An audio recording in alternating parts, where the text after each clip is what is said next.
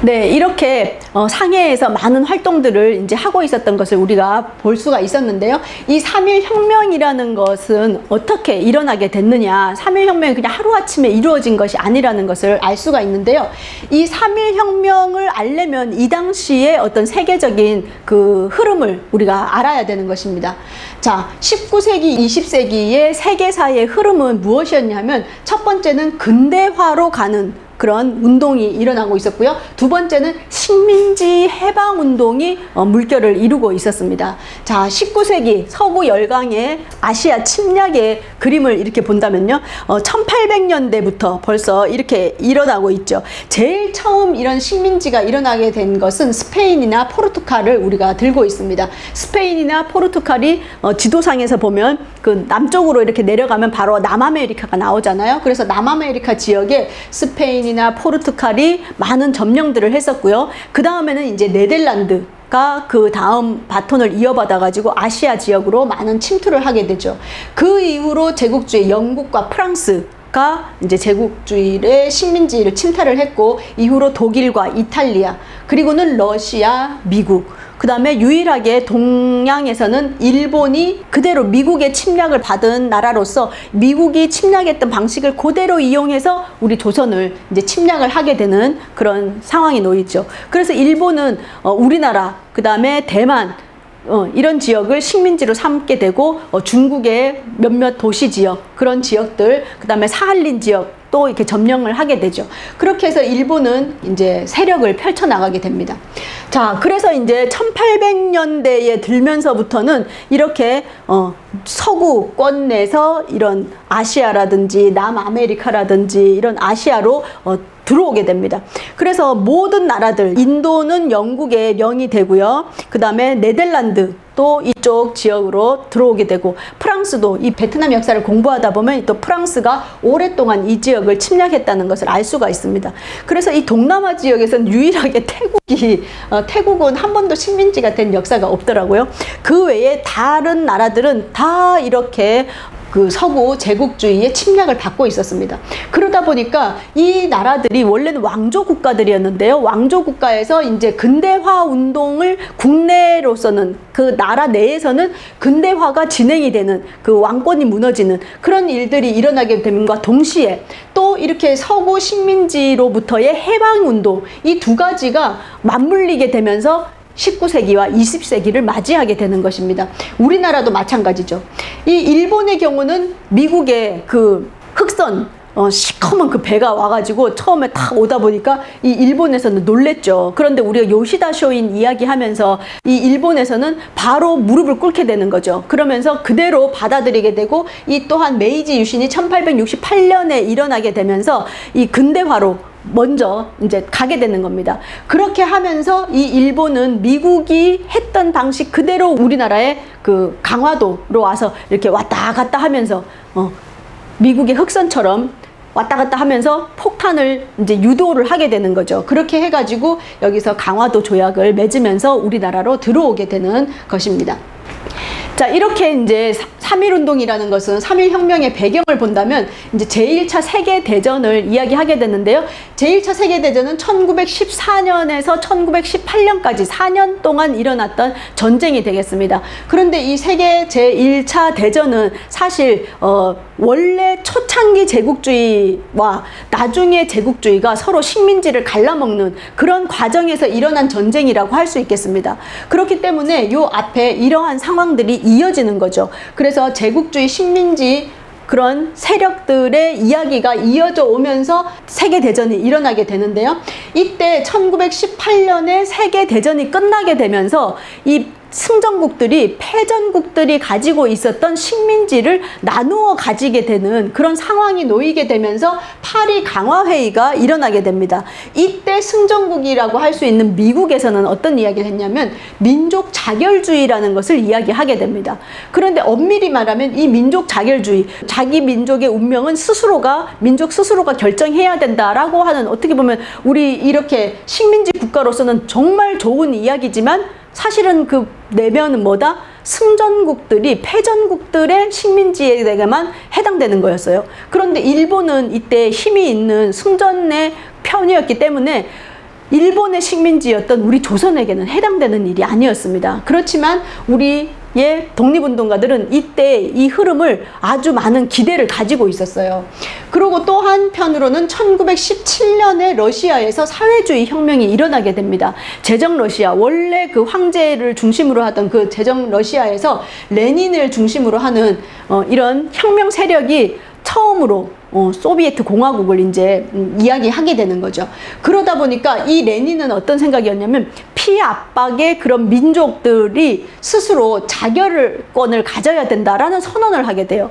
그러니까 러시아에서도 자결권을 이야기하고 또 세계대전 끝나고 미국의 윌슨도 민족 자결을 이야기하기 때문에 우리나라 독립운동가들은 많은 이 민족 자결에 큰 희망을 가지고 있었어요.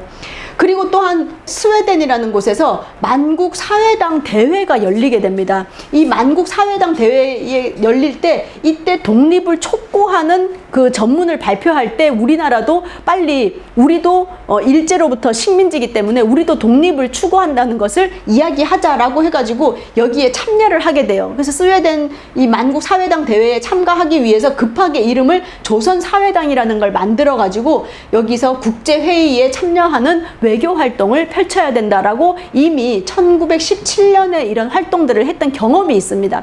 그러다 보니까 이 파리 강화회의에 우리의 대표를 파견하자라고 해서 상해에서 급하게 신규식이라든지 여운형 이런 사람들이 모여가지고 신한청년단을 만들고 거기에 대표로 영어도 잘하고 프랑스도 잘하는 신규식을 대표로 해서 이 파리에 파견을 하게 되는 거죠. 그래서 파리에 파견을 가는데 신규식 혼자 덜렁 가가지고 조선에서 왔다. 그럼 조선이 어디야? 누구야? 왜 왔어? 이렇게 되는 거잖아요. 그렇기 때문에 우리의 독립 의지를 보여주는 그런 민중들의 행동들을 보여야 된다라고 해서 본토에서 독립운동을, 독립만세를 외치자라고 해서 기획된 것이 바로 3.1혁명이 되겠습니다.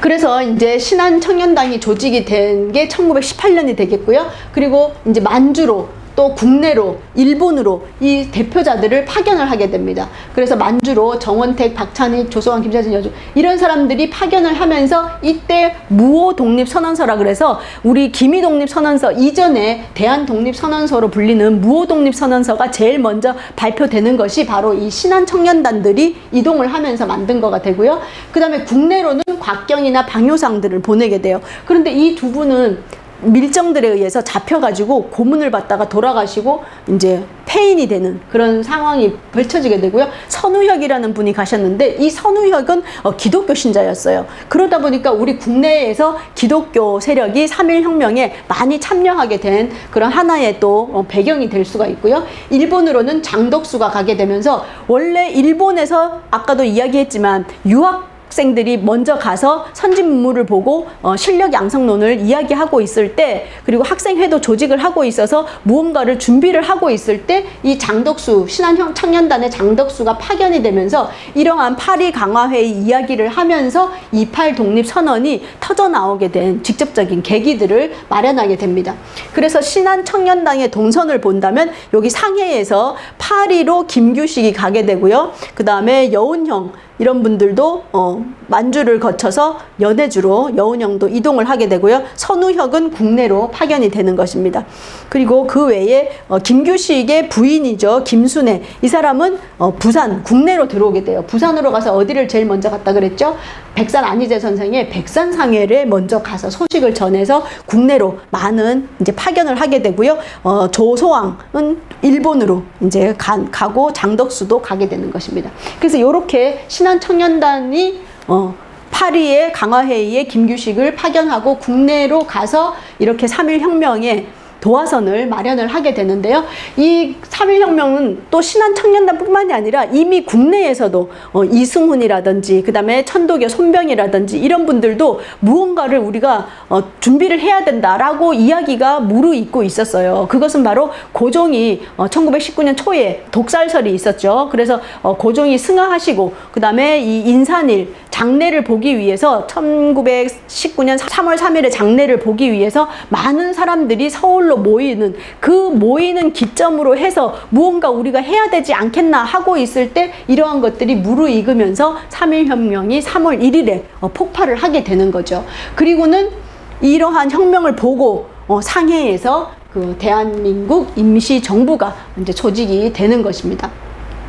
이때는 국내외 독립운동가들이 또 물론 주축도 이루었지만 국내에서는 노동자와 농민이 또 이렇게 아주 이 운동에 많이 참여를 하게 됩니다. 왜냐하면 1910년에 토지조사 사업을 해가지고 많은 토지를 수탈을 하게 돼요. 그리고 일본의 그 쌀이 부족하게 되면 우리 조선에서 그 쌀들을 다 가지고 가고 우리 국내에서는 먹을 쌀이 없어가지고 저 만주 땅에서 좁쌀이나 그 동물들에게 주던 그런 사료들을 먹던 그런 상황이었습니다.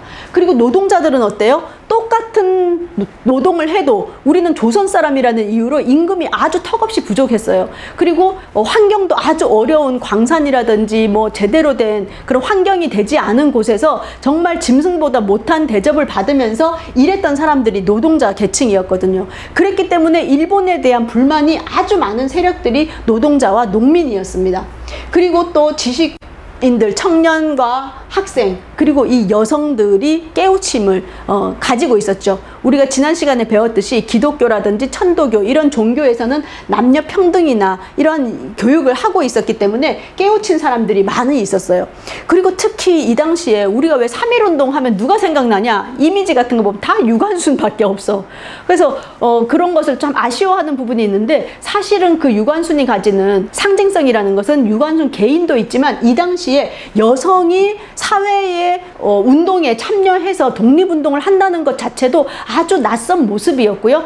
여자 학생도 아주 드문 시기였어요. 거기다가 이 여학생을 일본에서는 이 여자에 대한 그 처우 같은 것들이 우리 조선 사람이 생각하는 것과 아주 달랐습니다. 그래서 여성들이 잡혀가거나 고문을 당하거나 그 길거리에서 이제 두드려 맞는 그런 모습들이 우리 조선 사람들에게는 너무나도 큰 충격이었다라고 합니다. 그래서 이런 여성, 그리고 또 지식이나 또 이때는 자산가, 돈 있는 사람들, 또 해사령 같은 게 나중에 또 이어지잖아요. 그러면서 기업을 하는 사람들도 일본으로부터 많은 것이 수탈을 당하고 있었던 사람들이었어요. 그리고 대표적으로 천도교인들과 기독교인들이 또 중심을 많이 이루었죠. 이런 모든 세력들이 동참을 해서 일어난 것이 3.1혁명이 되겠습니다. 그래서 제일 먼저는 3월 1일 날 독립을 선언을 하죠. 물론 민족대표 33위는 태화관이라는 식당에서 읽고 그 다음에 전화해가지고 자수해서 들어가게 됐는데 그걸 기다리던 학생들이 이때 그냥 별 연락이 없네 집에 가자 한 것이 아니라 이미 깨우치고 그 다음에 민족의식이 투철하게 있었던 학생들이 시위를 시작을 하게 되는 거죠. 그리고 이때 이 민족 대표들은 이러한 것이 폭력적으로 진행되면 일제가 또 폭력적으로 해서 우리의 이 정당한 이런 독립운동이 오염이 될 수 있다. 그래서 비폭력을 철저하게 주장을 하게 됩니다. 그래서 비폭력 평화 시위가 시작을 하게 되는 거죠. 그래서 이때 도시에서 만세 시위가 일어나요. 평양, 그다음에 서울 이런 지역을 중심으로 해가지고 6개 도시에서 전체적으로 일어나게 됐고요. 그러고 나서 이 고종의 장례를 보고 나서 그 농촌으로 돌아간 그 지도자들 있잖아요. 유학자들 막 이런 사람들이 3.1운동을 본 거예요. 그걸 보고 지방으로 가서 다 소식을 전하게 되는 거죠. 그리고 또 이 서울 지역에 있던 대부분의 학생들이 고향 학교가 다 폐교를 하게 되거든요. 폐교를 하면서 자기의 고향으로 갈 때 다 뭐를 숨기고 들어갔다? 독립선언서를 하나씩 들고 가게 됩니다. 그렇게 해서 자기 고향으로 가서 또 알리게 되면서 전국적으로 일어나게 되죠. 그러면서 상인들의 철시, 문을 닫는 운동이라든지 노동자 파업 투쟁이 같이 전개가 되게 되고요. 그리고 이것이 농촌으로 확산이 되면서 농촌 지역에서 곡괭이를 들고 그 기관들 있잖아요. 수탈을 하던 기관들, 일제 기관들이나 경찰서들을 습격을 하게 됩니다. 그러면서 이게 지역적으로 이 일제가 하도 폭력적으로 탄압을 하니까 지역에서 폭력 투쟁이 일어나게 되는 그런 계기들이 이제 이어지게 되는 것입니다.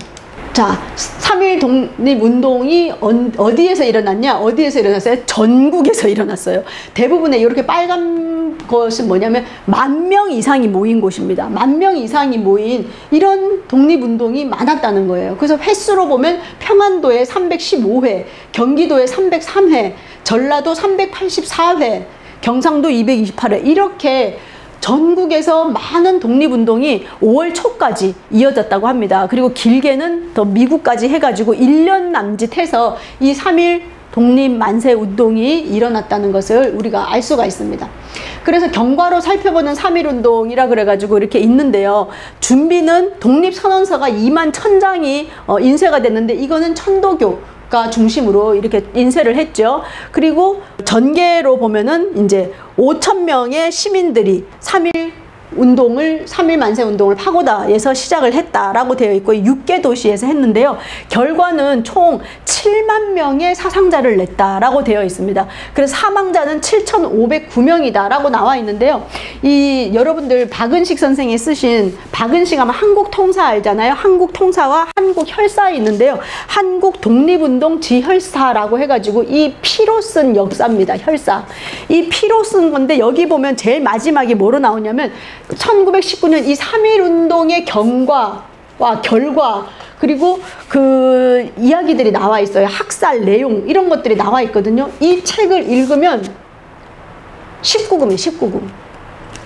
너무 잔인하고 대부분의 여성 독립운동가들에 대한 그 성적인 학대 이러한 것들에 대해서 자세하게 그 기록들이 다 나와 있습니다. 사진들도 이렇게 나와 있고요. 정말 이거는 피로 쓴 거예요. 그래서 우리가 그냥 3.1운동, 3.1 만세운동이 있었습니다. 3.1절 기념하고 하루 놀고 그런 날이 아니에요. 이 책을 읽어보면 지금 일본 물건 절대 살 수 없습니다. 일본 여행 절대 못 가. 지금 이제 우리가 많은 협력을 이야기하고 서로 뭐 화해 이야기하지만 잘못했다라고 빌어야지 화해가 되는 거지. 이 책 읽어보시면 얼마나 끔찍하고 그 3.1 학살이 있었는지를 알 수가 있어요. 그래서 우리가 독립운동 공부한다, 우리나라의 역사를 공부한다, 이 책을 읽어보셔야 돼. 이 책을 읽어보지 않으면 이야기할 수가 없는 것입니다. 그래서 7,500명이 사망했고요. 15,000명이 부상을 당했다. 이런 것들이 나와 있어요. 그리고 46,000여 명이 모진 고문을 당했다라고 나와 있습니다. 그래서 이러한 일들이 있었다는 것을 우리가 알 수 있는데요. 이 한국 독립지혈사를 쓰신 박은식 선생님, 그 내용에 보면 이제 수원의 제암리 사건, 우리가 잘 알고 있죠. 이 제암리 사건이라든지 이 고문의 방법, 지금 제가 사진 쓰느라고 제일 약한 거를 썼는데요. 손톱을 다 찌르는 거라든지 뭐 성기를 고문하는 거라든지 뭐 차마 말로 할 수 없이 이 혀를 뽑는다라든지 정말 끔찍한 그런 고문들의 악행들이 다 이 책에 나와 있다는 것입니다. 그래서 이러한 3.1 혁명은 어떠한 성격들을 가지고 있느냐 하면 이게 어떻게 전국적으로 이렇게 거세게 일어날 수 있었느냐, 대중적인 자발성이 있었다는 것입니다. 자발적으로 누가 시켜서 하는 거라든지 대세에 그냥 이렇게 휩쓸려서 하는 거는 한계가 있어요. 목숨을 내놓고 하려면 뭐가 있어야 돼? 자발성. 이게 대중적으로 있었다는 것입니다. 왜 이게 대중적인 자발성이 있었느냐? 1910년부터 1919년까지 얼마나 일제가 우리나라 국민들에게 피해를 주고 억압을 했으면 그것이 분출된 것이 바로 이 3.1 혁명이라는 것입니다. 이것은 범계급적, 범민족적인 운동이었다. 전국화되고 일상화된 것이었다. 여기에서는 양반이라든지 농민이 따로 없었어요. 우리가 의병운동 할 때 보면 동학 진압할 때 양반들이 동학을 진압하고 막 이랬잖아요. 의병들이 동학 그 군들을 진압을 했잖아요. 다 같이 항의를 하는 사람들이었지만 의병이나 동학은 서로 계급이 달랐어요. 그런데 이 3.1 혁명은 양반과 농민이 함께 독립운동을 외쳤다는 것이고요. 유생, 이때 유생들은 뭐냐면 지방에서 그래도 그 글 공부나 좀 꽤나 하고 했던 사람들이었어요. 그런데 일제가 들어서면서 박탈감, 그런 박탈감이 있었는데 또한 지역의 영향력은 그래도 미치고 있었어요. 글을 알고 이러기 때문에. 이러한 유생들이 또 폭발적으로 일어났고요. 심지어는 친일했던 세력, 부일했던 세력들까지도 내가 비록 부일은 했지만 진짜 일본은 나쁜 놈이다 해가지고 3.1혁명에 같이 만세운동 했던 그런 일이 있었어요. 그리고 지역의 어떤 보통 학교의 학생들, 그리고 서당에 있는 훈장 선생님들, 이런 분들까지 남녀노소 정말 선생님, 학생 할 거 없이 모두가 함께 독립을 외쳤던 그런 것이 3.1혁명이 되겠습니다. 그렇기 때문에 이 3.1혁명을 그냥 단지 국내의 어떤 문제가 아니라 세계사적인 흐름으로 봤을 때도 의미가 있다는 것이 바로 이러한 부분이 되겠습니다. 그리고 이때 3.1혁명에서 많은 영향을 미친 것은 이제 문서라고 이야기해요. 그 글. 그래가지고 보성사, 천도교가 가지고 있었던 인쇄소가 바로 보성사였잖아요. 이 보성사에서 3.1 독립 선언서를 찍었고요. 그 다음에 신문, 각종 신문에서 정신을 세우는 그런 글들이 많이 나왔습니다. 그리고 태극기와 애국가를 이 당시에 많이 이제 이렇게 됐는데요. 태극기라는 것이 그 이전에 만들어져 있었는데 한동안 태극기에 대한 개념이 없었어요. 그런데 우리 이 민족을 상징하는 그것으로서 무엇을 이야기했느냐? 바로 태극기가 등장하게 되는 것입니다. 그래서 품에 태극기만 들고 손에 총과 칼을 들지 않고 태극기만 들고 만세를 외쳤던 것이다 라고 하는 것입니다. 그리고 이제 애국가가 이때 올드랭 사인 있죠.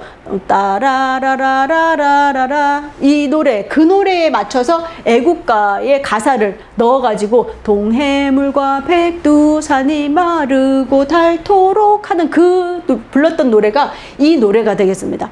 그래서 최근에 그 홍범도 장군의 유해가 봉안될 때 음악을 뭘로 틀까 하다가 우리 동해물과 백두산에 이거 할까 하다가 안익태가 그만 작곡한 거잖아. 그래서 그럼 뭘 하지? 아리랑을 할까 하다가 이 애국가, 이때 애국가를 이제 배경으로 깔게 되는 거죠. 그러면서 태극기와 애국가라고 하는 것을 통해서 민족의식이 대중화가 되게 되는 그런 계기가 만들어준 것들이라고 할 수가 있겠습니다. 자, 그리고 이제 이때 농민들은 그동안에 토지가 수탈이 되고 또 소작농으로 전락하고 또 이 토지에 대한 세금이 또 과중이 되고 이렇게 되면서 삶이 피폐해져서 불만들이 쌓여가고 있었고요. 노동자는 임금이라든지 열악한 환경, 일본 사람들로부터 차별받는 것, 그리고 그런 것들이 있었기 때문에 불만이 막 있었어요. 그러다가 1917년에 아까 사회주의가 이제 태동했다 그랬잖아요. 그러다 보니까 이제 우리가 해방이 되면 토지와 재산이 평등하게 분배가 될 것이다 라고 하는 희망이 있었습니다. 그러면서 이때 이러한 3.1혁명을 통해서 많은 지식들이 전달이 되고 이러면서 사회주의에 대한 열망이 더 커져서 1920년대에는 우리나라의 독립운동에서 사회주의가 미치는 영향이 아주 컸다는 것이 바로 여기에서부터 이어지는 것이라고 할 수가 있겠습니다. 그렇다면 이 3.1혁명은 어떠한 의의를 가지는가? 제국주의에 대항한 선두적인 식민지 해방 투쟁이라는 것입니다. 그래서 세계사에 이 3.1혁명이 기록이 되어 있어요. 근데 우리나라에서는 물론 가르치는 교과서도 있지만 이걸 또 가르치지 않는 교과서가 아직도 있는데요. 이것은 아까 봤듯이 제국주의라는 그 전체적인 세계사적인 흐름에서 식민지 국가에서 저항하는 세력들이 있었어요. 일부 어떤 집단, 일부 어떤 가게, 그 다음에 또 군인들, 이렇게 무기를 무장한 사람들의 일부의 저항은 있었지만 우리나라처럼 뭐예요? 전 민족이, 남녀노소, 전 계층, 전 민족, 그 다음에 전 종교, 제일 융합 안 되는 게 종교잖아요. 그런데 우린 뭐야? 기독교, 천도교, 불교가 다 함께 모든 종교, 모든 계층이 뭐 어떤 걸로 무장하지 않은 비폭력으로 제국주의의 맨손으로 대항한 최초의 민족이 어디다? 우리 민족이라는 거예요. 그것이 바로 이 3.1혁명이 가지는 세계사적인 의의가 되겠습니다. 그리고 두 번째로는 최초로, 우리 민족 최초로 근대 국가를 선언하고 민주공화제를 선언했던 그 임시정부를 출범시켰던 것이 바로 이 3.1혁명이라는 것입니다. 그래서 우리나라의 민주주의의 역사를 이야기할 때 그냥 민주주의, 뭐 1945년, 1948년 이야기하면 된다, 안 된다? 안 된다. 어디 얘기를 해야 되냐? 3.1 혁명을 이야기해야 된다는 것입니다. 그렇기 때문에 우리나라의 헌법에, 서문에 보면 3.1 혁명과 4.19 정신을 계승한다라고 되어 있는 것이 그냥 있는 것이 아닙니다. 그래서 이러한 것들을 알려줘야 된다는 거죠. 그 다음에 이때는 뭐다? 민본을 넘어서 민주를 이야기하게 됩니다. 이제 말뿐이 아니라 뭐예요? 민본, 국민을 본으로 삼아야 된다. 이런 것이 아니라 민주, 뭐예요?